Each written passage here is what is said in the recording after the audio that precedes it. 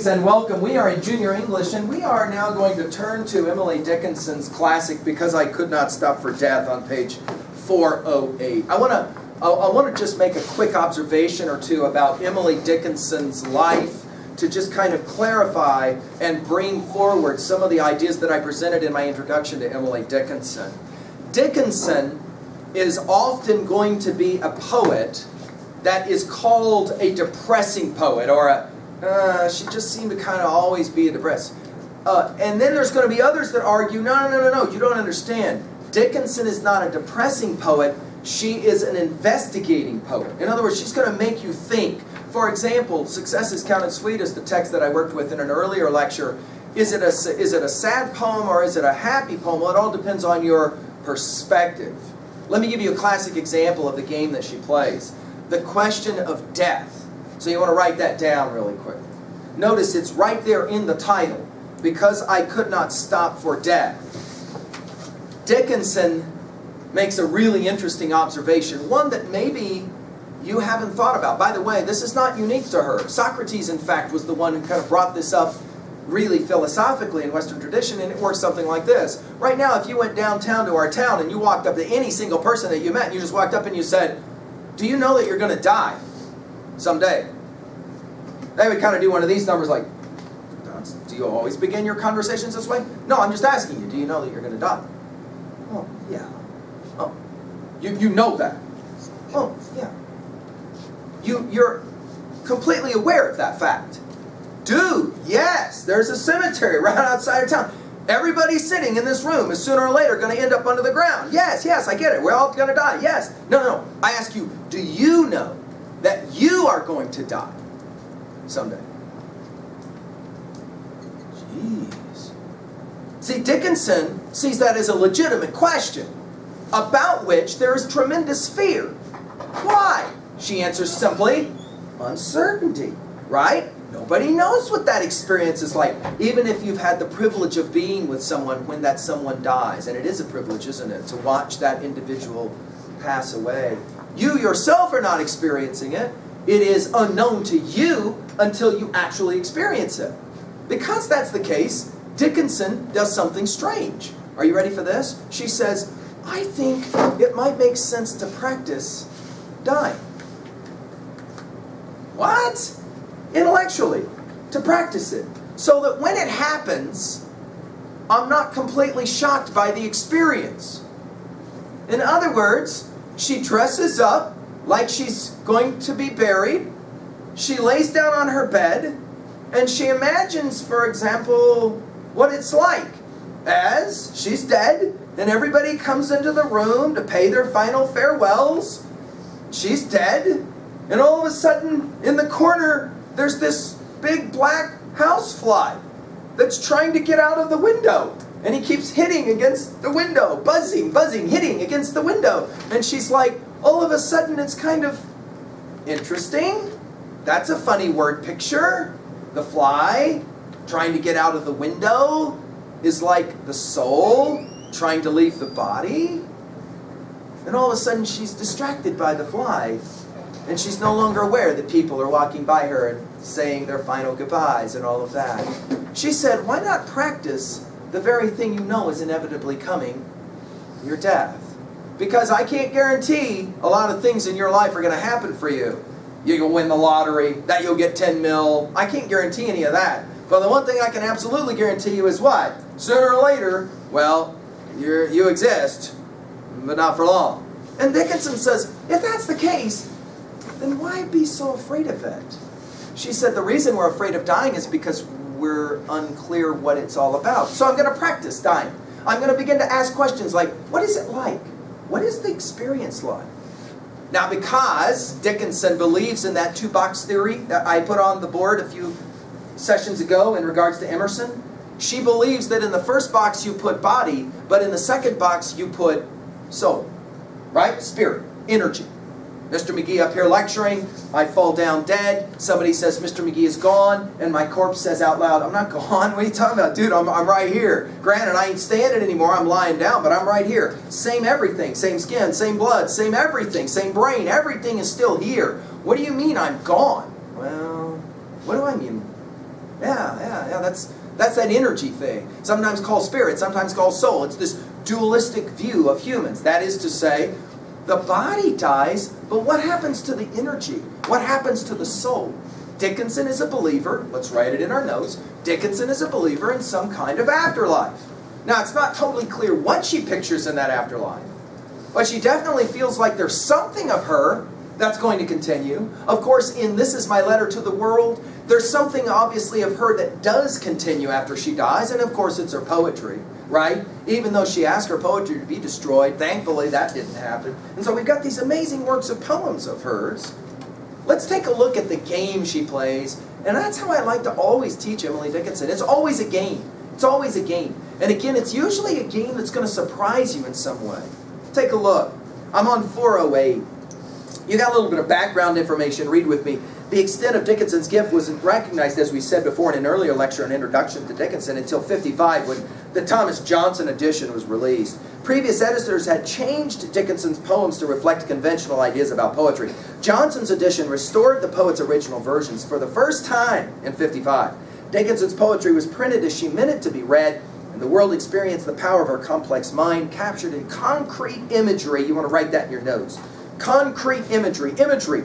What you can see in your mind's eye in the imagination. Concrete imagery and simple but forceful language. Boy, her language is so simple but so powerful. Dickinson's work is often compared with that of modern poets, and she's now acknowledged as you'll want to write this word down, a visionary. A visionary. Dickinson was way ahead of her time. Nobody else in 1850 was writing poetry like this. Nobody, right? And of course, it was only in the 1950s that people picked up her poetry and went, whoa, this woman was way ahead of her time, both in terms of form as well as content. Let's take a look at this poem real quickly in exegete, shall we? I'm on 408. Because I could not stop for death, he kindly stopped for me. The carriage held but just ourselves and immortality. We slowly drove, he knew no haste, and I had put away my labor, my leisure too, for his civility. We passed the school where children strove at recess in the ring. We passed the fields of gazing grain. We passed the setting sun, or rather, he passed us. The dews drew quivering and chill, for only gossamer my gown, my tippet only tulle. We paused before a house that seemed a swelling of the ground. The roof was scarcely visible, the cornice in the ground. Since then 'tis centuries, and yet feels shorter than the day I first surmised the horses' heads were toward eternity. Now let's take a look at this poem, first in terms of form, the way the poem lays on the page, and then in terms of content as we exegete, all right? So in other words, what I'm saying is we're going to begin at 2B. When I talk about the form of poetry, I'm talking about 2B, the rhetoric. So let's go to 2B. Now, I know in your annotations, you've listed with numbers 1, 2A, 2B, 3A, 3B. You're always doing that numbering system down the left-hand side. And then when we identify our notes in certain places, that's where you go to put those notes, okay? And I want to start at 2B. And I want to ask you really quickly, just look at the poem, and what punctuation mark do you see more than any other? Write it down. What punctuation mark do you see more than any other? And if you're really ambitious, you can count how many of them there are, which is really fun. If you want to do that, what are we talking about, of course? The dash, correct? Take a look at how many of them there are in regards to how many lines there are. It's quite remarkable, isn't it? Notice that in each stanza, you have these dashes. Now, what's up with these dashes? Well, this is a poem about dying, correct? What does a dash do in terms of punctuation? Well, that's kind of fascinating. What does a dash do? It breaks up the line. It is a P-A-U-S-E, right? The dash is a pause. The dash is not a period. A period is a stop. The dash is a pause, like at the end of a breath, before you take your next breath. That's what a dash is. Notice Dickinson is saying something in this poem with her punctuation. It's almost like she's not completely sure what will happen next. Well, she is dying after all. And what does happen when you die? And she says, gee, I don't know. What does happen when you die? I wonder what happens when you die. Well, You get all dressed up. That's true. If you've ever been to a funeral, you know one of the questions about what they're going to do with the corpse is, how are we going to dress the corpse? What are we going to put on him or her, right? So she's dressed up with a little bit of lace, with her little dress on that she's going to get buried in. But notice the way the poem starts is kind of ironic. Does she want to die? See, this is the answer to the Dickinson is such a depressing poet. No, she doesn't want to die. Notice, I couldn't stop for death. No, I didn't want to die, but look at the next line. Because I couldn't stop for death, notice the adverb, he kindly stopped for me. In other words, death comes to you and says, hey, let's go, it's time to take a ride. A ride? What do you mean a ride? Well, how did you get buried in Emily Dickinson's day? You didn't die in a hospital. This is interesting. Students sometimes talk about this. You didn't die in hospitals. They didn't have hospitals the way we think of today. You died in your bed. Often, if you lived in the same house that you were born in the same bed you died in. Right? And the doctor came and visited your house and then pronounced you dead. And then you laid in your bed for a few hours, sometimes a day or two, so that visitors could come and pay their last respects. And then you were taken out and you were put inside of a carriage, horse-drawn carriage, that would then take you to the graveside, right? Okay? There at the graveside, you would be put inside of, if you were Emily Dickinson's family, they had their own plot all in the grave. You know, you've probably seen this in graveyards sometimes, where you can have like a mausoleum. For those of you that know Shakespeare's Romeo and Juliet, you know the final scene happens in a mausoleum, right? In other words, they put you down under the ground, right, where all of your family members from your family are there. And then the family, maybe you've seen this at a graveyard, where a large, it's almost like a house is built, okay? And Emily Dickinson's family had bank, and so they had one of these. And so, of course, Emily Dickinson knew, when I die, my body's going to get taken and put inside of that. That's where I'm going. And so it's like the driver of the carriage is death. Notice, we're going to use the P word, personified. What does that mean? Well, death becomes like a person, but not a scary person. Notice, kindly.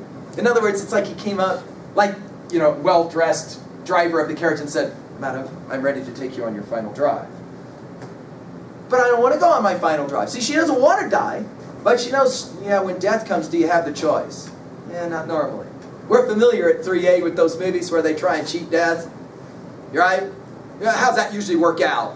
Not so well, right? Not so well. Right. Death has a tendency to kind of get whoever it is that death's coming after, right? So here we go. Because I could not stop for death, he kindly stopped for me. Uh-oh, now it makes sense. The carriage held but just ourselves and immortality. In other words, her soul. Right? Look how they drive. Everything about Dickinson is so precise. All of the ly words are almost always adverbs, aren't they? What's an adverb? It adds to the action of the verb. Notice, not quickly. It's not like the driver went, shh, shh, hurry, we got to get him to the grave. Shh, shh. No. Notice it's a nice, easy, gentle ride. Dickinson says, if I have control over it, when I die, I want to be chilled. Yeah, all right, let's take a drive. I've been waiting for this for a while. Kind of like cult all my life. Because you do realize, the moment you were conceived, you were already dying. It's just a function of time. Geez, that's so depressing. No, that isn't depressing. Everyone knows that. You learned that when you flushed your first goldfish after he died.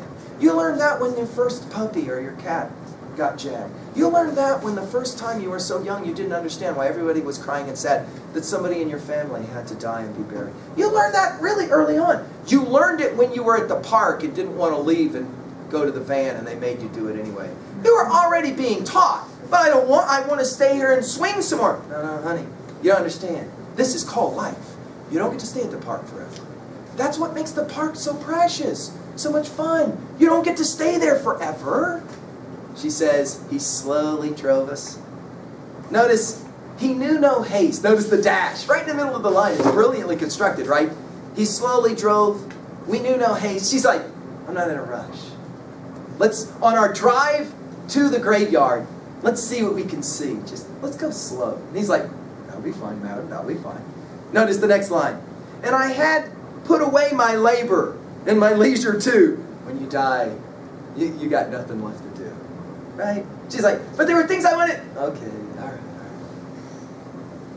But notice why she puts them away. She's like, okay, for his civility, for death. In other words, I wanted to be nice to death, and so I didn't want to be distracted. So there I was in my carriage driving with death, and I didn't have anything else to do other than hang with him. Look at the next one. We look at where she passes or goes by. Fascinating. We're going to call it the great circle of life. You will not drive by the elementary school you went to as a kid the same way after you've read these lines. Look what she passes by. We passed the school where children strove at recess in the rain. They're playing. Now, those of you who are high school students, if you've had this experience of going back to the high school that you were, or to the elementary school where you went to school, and you walk in, students will always report the same thing to me. Two things about them. They're so little. They're so little. They're like little tiny. They like come up to my knees, and they're so loud. They're like little bees going bzz, bzz, bzz, all over. Of course, in a moment, it hits them. Oh yeah, I was the same way. Of course, when you're like that, you don't realize, right? When you're little, everything is like this. You're always looking up, right? Now that you've gotten bigger and you go to elementary, everything is down, right? And she says, I passed by the school and it hit me in a moment. There they all are at recess. Do any of those kids know someday they don't get to play at recess anymore? No. That's the whole thing of being a kid, right? When you're a child, you don't ever think recess will ever end. Of course, it always does, right? Rats, I have to go back into class.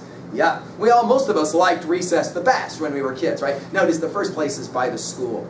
We passed the fields of gazing grain. We passed the setting sun. Now it's interesting. In other words, she drives past children playing in the recess. She drives past the fields where they're out working, and it's grain. What's significant about grain if you know the whole thing about the Grim Reaper? What's the Grim Reaper? Always pictured with what in his hand? He always has that scythe. Why? Because the understanding is he's cutting the grain or cutting the grass, the lives of people, right? That's what that scythe means, right? It's cutting, right? Notice here, we passed that one. Notice she says, we passed the fields of grazing grain, we passed the setting sun. It's the evening.